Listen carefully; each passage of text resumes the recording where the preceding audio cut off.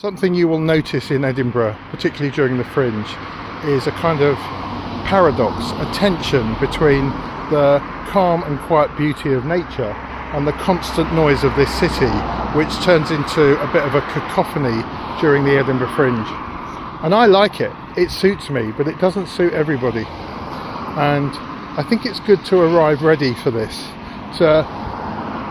Certainly wherever you're staying is to try and find those places of calm if you can, but also simply to get used to the fact that there's a huge amount of noise. There's a lot of impatient driving. There are lots and lots of people wandering up roads, in the road, looking at their programmes, not aware that there's a car behind who suddenly honks them. It can also be very dangerous in Edinburgh, because you cross a road and a bus looks like it's quite far away, but it's actually going quite fast. And I think it's really important for you to be safe.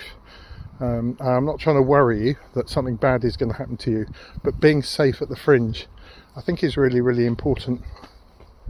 And the danger also, like any city, is that things get lost, things get stolen quite a lot. There's an opportunity for people to do that here at the Edinburgh Fringe who are not well disposed towards your well-being. And so I would encourage you, if you haven't already packed, is to bring at least one shoulder bag or backpack that is safe from thieves. I'm going to use the word. And so you don't really want to put your mobile phone, just like if you go to London or anywhere else, Paris, don't put your mobile phone in the little pocket that can easily be unzipped. Make sure stuff can be tightly zipped up. And that you've got stuff in inside pockets such as your money and your smartphone, and just be street aware and street safe at the Edinburgh Fringe. Very similarly, I think it's a pretty safe city. Taxi drivers tell me that too, but there are certain streets that are not well lit, particularly Saturdays, Friday nights, but during the Fringe every night is a kind of Saturday night. Don't walk home alone down dark streets, don't be vulnerable, do all the things that you would normally need to do to stay safe in any city in the world. Get the right alarms on your keychains, and if in any way you feel worried or concerned, find someone safe and speak to them, obviously. This is not a dark, mean city particularly, but it does have all the usual risks.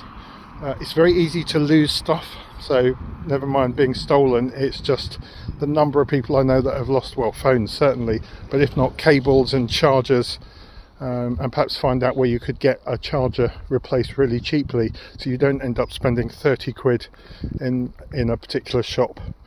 There's quite a lot of places, like most cities now, mobile phone shops, but be careful you don't get fleeced. There's quite a bit of charging or overcharging when people think you're a tourist, and so suddenly the charger that was a £5 becomes £20, and I don't buy it just because it's something you need. Go in the gadget shops that have got prices on things in the shop windows. Sometimes it's better to go in with somebody that might know more about tech than you if you're in that situation. But this is all about staying safe, and also about just being smart at the Fringe.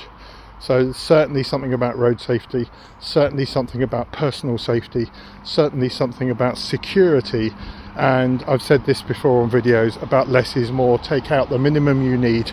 Don't overpack bags, don't have them bursting open where they can be stolen really, really easily. And sometimes it's also about finding nice safe routes where there are lots of people all the time. Going back on main roads, well lit streets, all the good stuff around staying safe. Stay safe in the Edinburgh Fringe. You don't want your experience spoiled by stuff that could easily have been avoided.